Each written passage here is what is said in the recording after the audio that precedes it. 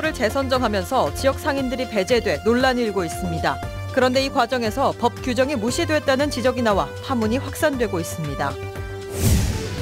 화재가 발생한 여수 수산시장 인근에 임시 판매장이 내일부터 문을 엽니다. 피해 상인들을 돕기 위한 대책과 지원이 계속 이어지고 있습니다. 설을 앞두고 원산지 표시 단속이 강화되고 있습니다. 그런데 달라진 단속 조건 때문에 상인들의 불만이 커지고 있습니다. 농특산물 직거래가 인기를 끌고 있습니다. 복잡한 유통 단계를 거치지 않아 생산자와 소비자 모두 환영하는 분위기입니다. 여러분 안녕하십니까? 순천시가 국가정원 내 식음업소 운영자를 선정하면서 사실상 지역 영세 상인들을 배제했다는 소식 전해드렸는데요.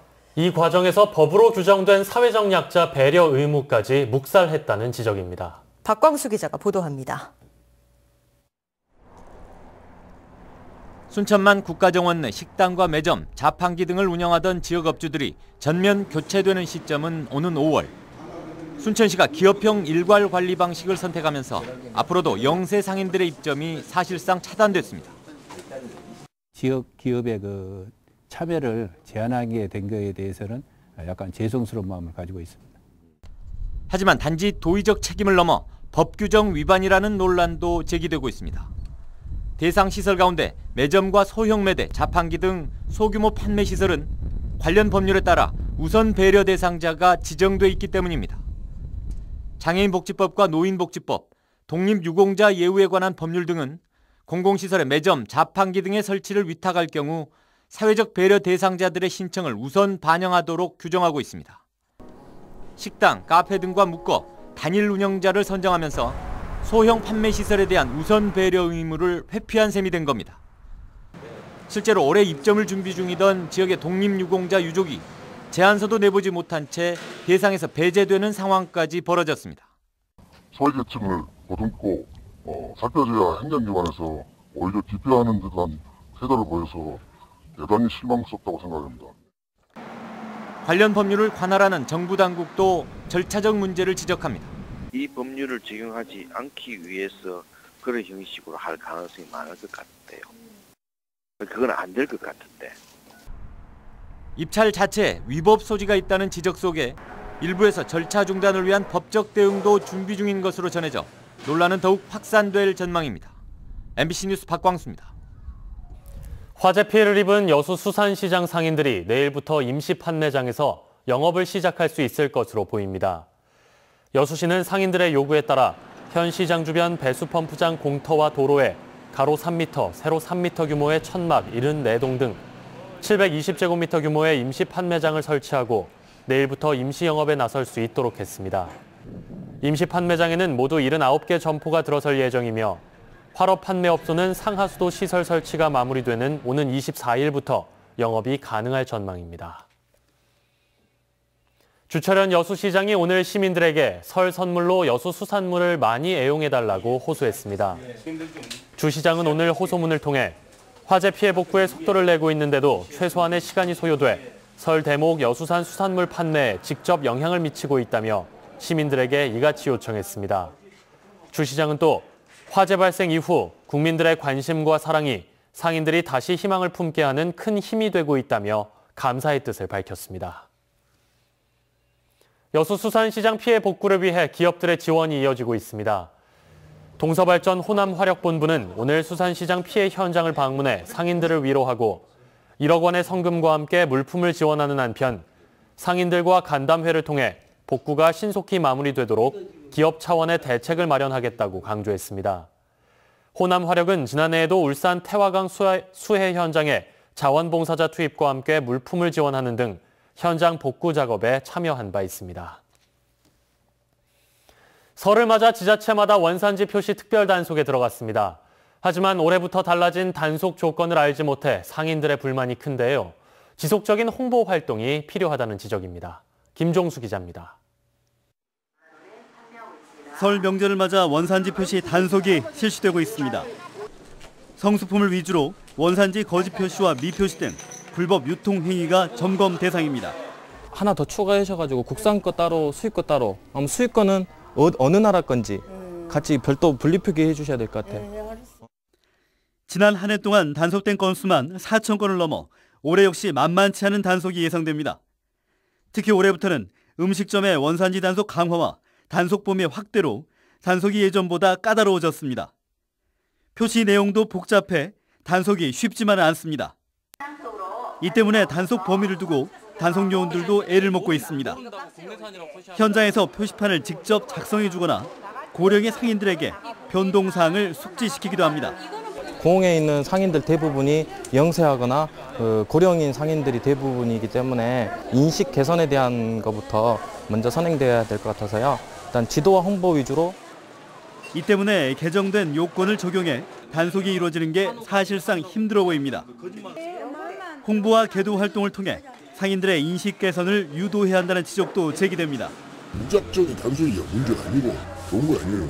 내가 시장 40년 살았어요. 근데 자기 이름 못 쓴 사람 있어 지금도. 그 사람 몇 찍었어요. 원산지 어떻게 쓰라고 나가 뭐라 가르친 자요? 올바른 유통문화 정착을 위한 원산지 표시 단속이 자칫 단속용과 상인들의 불협화음으로 이어지지 않도록 보다 체계적인 홍보 활동이 요구되고 있습니다. MBC 뉴스 김종수입니다. 5.18 당시 미국 정부기관의 기밀 문서들이 잇따라 공개되거나 광주에 전달되고 있습니다. 이들 문건 분석으로 여전히 많은 부분이 베일에 쌓인 5.18 진상규명 작업이 탄력을 받게 됐습니다. 김민정 기자입니다. 미국 CIA는 한국 시각으로 오늘 오전 1,200만 쪽 분량의 기밀 해제 문서 93만 건을 인터넷 누리집을 통해 공개했습니다. 5.18 기념재단은 1940년대부터 1990년대까지 CIA가 수집한 문서들 안에 5.18과 관련된 중요한 내용이 있는지 확인하는 작업에 착수했습니다. 기념재단은 어제 마크 리퍼트 주한 미국 대사가 이임 전 마지막으로 광주를 찾아 전달한 5.18 관련 문서 89건도 분석 중입니다. 1980년 5월 당시부터 미 대사관이 수집한 정보와 신군부 세력이 미국 정부에 제공한 정보를 바탕으로 작성된 것들입니다. 5.18 기념재단은 문건 89건 가운데 한 건을 제외한 88건이 기존에 확보한 기록물과 동일한 것이지만 기존 문서에서 삭제됐던 부분이 상당 부분 드러나 있고 20여 건 정도는 내용이 추가된 부분을 확인했다며 분석 작업을 이어가고 있습니다. 현재 자기로서는 자기가 할 수 있는 일에 대해서 대사관의 자료를 먼저 재단에 주는 것이다. 그러니까 하나의 그 신뢰 표시로 저는 이해를 했고요. 체로키 파일 보도를 했던 팀 셔롭 기자도 5.18 당시 미국 국방부 기밀 문서 등을 최근 5.18 민주화운동 기록관에 기증했습니다. 5.18과 관련된 미국 문서들이 잇따라 공개되면서 37년 만에 5.18의 진상 규명 작업이 실체에 더 가까이 다가갈지 주목되고 있습니다. MBC 뉴스 김민정입니다. 광역버스 정보 시스템 구축으로 전남 동부권 시내버스의 운행 정보가 시민들에게 제공됩니다. 오는 4월까지 진행될 이번 시스템 구축은 지난해 정부 공모에 선정돼 예산 8억을 들여 진행되며 사업이 마무리되면 여수 시내 200여 곳의 버스 정보 안내기를 통해 여수와 순천, 광양, 보성 등 지역별 버스 정보를 시민들이 직접 확인할 수 있게 됩니다. 이에 따라 버스의 실시간 위치와 운행 상태 등의 정보를 제공해 시내버스의 체계적인 관리는 물론 운행 지연 등 승객들의 불편 해소에도 도움이 될 것으로 기대됩니다. 전라남도가 올해 친환경 농업 기반 조성을 통한 유기농산물 확산에 행정력을 모으고 있습니다. 전남도는 도청에서 친환경 농업 관계자 1000여 명이 참석한 가운데 행사를 열고 우수농업인 표창으로 농업인들을 격려하는 한편 친환경 농업의 확대와 유통 활성화를 위해 농민들의 의견을 도정에 적극적으로 반영하겠다고 밝혔습니다. 현재 도내에서는 해남 4천여 헥타르, 고흥 1000여 헥타르 등 모두 3만 7천여 헥타르에서 친환경 농업이 이루어지고 있으며 지난해에 비해 면적이 소폭 늘어난 것으로 분석됐습니다. 복잡한 유통 단계를 거치지 않고 생산자와 소비자가 직접 만나는 농특산물 직거래가 인기를 끌고 있습니다. 농가는 제값을 받고 소비자는 싸게 신선한 농특산물을 구입할 수 있다는 장점이 있습니다.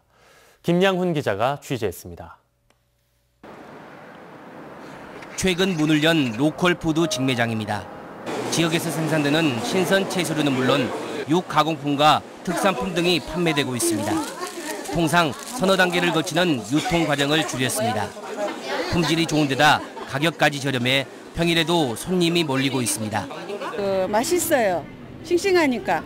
그리고 저희 집 근처에 마트보다는 훨씬 더 저렴하고 안정적인 판로가 확보되고 중간 마진 없이 제값을 받을 수 있어 농가 소득 증대에도 도움이 되고 있습니다. 생산자 표시가 돼 있어 소비자들이 안심하고 사고 그래서 매출도 올라가고 농가 소득도 증대되고 있습니다. 수도권에서 지역 농특산물을 판매하는 직거래 장터도 확대되고 있습니다. 한평군은 최근 1년 동안 100여 차례가 넘는 직거래 장터를 열었고 500여 개 농가가 참여해 15억 원이 넘는 매출을 올렸습니다.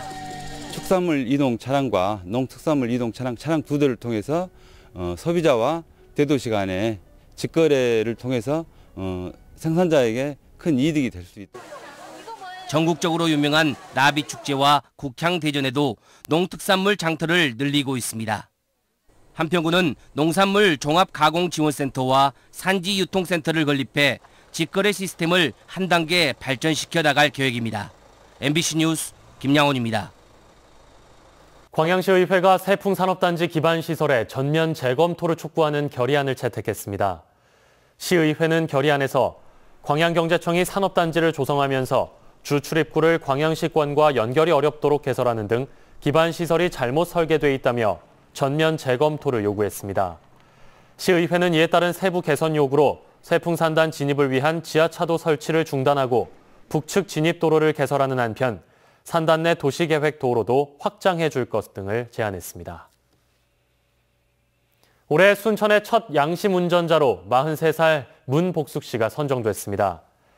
순천시와 행복순천시민운동 추진위원회는 어젯밤 10시 반쯤 역전시장 앞 횡단보도에서 올해 첫 양심 운전자로 문 씨를 선정해 선물을 증정했습니다.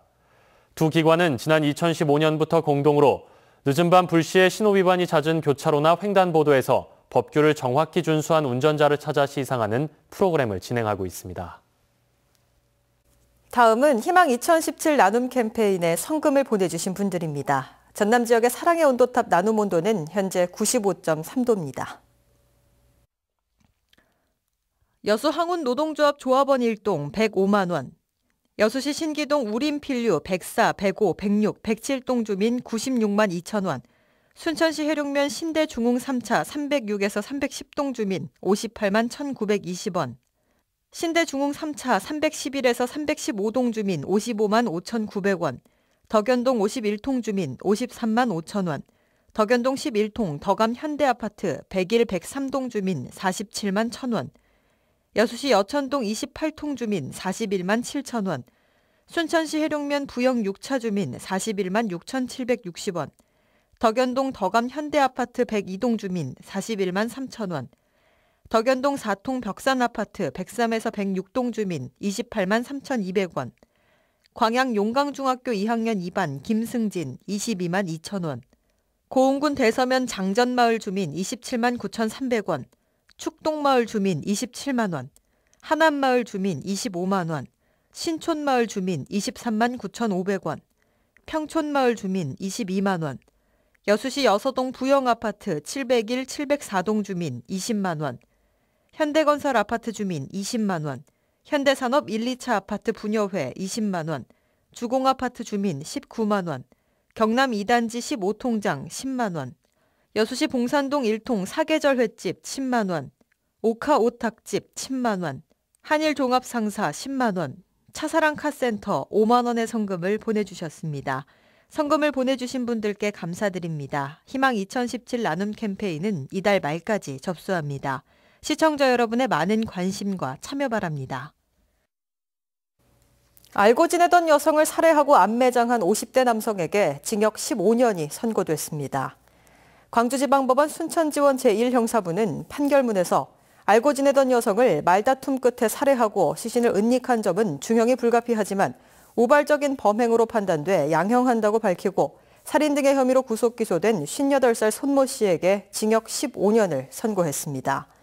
손 씨는 지난해 11월 말다툼 끝에 피해 여성을 살해하고 자신의 집 앞마당에 시신을 유기한 후 실종 신고를 접수한 경찰에 의해 부산에서 검거돼 수사를 받아왔습니다.